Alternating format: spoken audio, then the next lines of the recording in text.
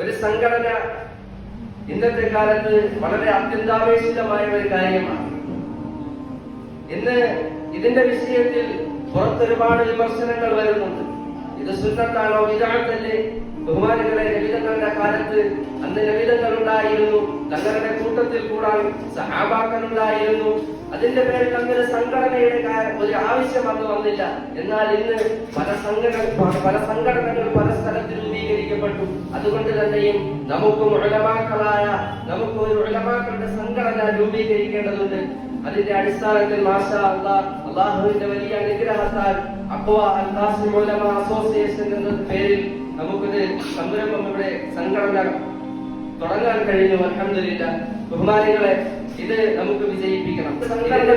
സംഘടന മുമ്പോട്ട് നീങ്ങണമെങ്കിൽ 3 കാര്യങ്ങൾ അത്യന്താപേക്ഷിതമാണ്. അതിലൊന്നെന്ന് പറഞ്ഞാൽ ഒരു ആൾക്കൂട്ടം ഉണ്ടായിരിക്കണം.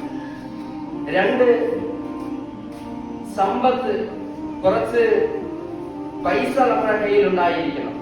3 പരസ്പരം സഹകരണം, ഒത്തൊരുമ നമുക്കിടയിൽ ഉണ്ടായിരിക്കണം.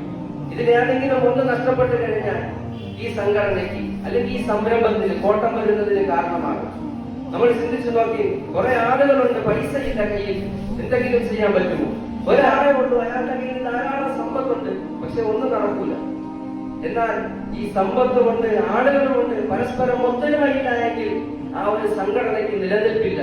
നാം ഓരോരുത്തരും മനസ്സിലാക്കേണ്ട പ്രധാനപ്പെട്ട ഒരു കാര്യമാണ് സംഘടനയെ കുറിച്ച് ഈ വിഷയം.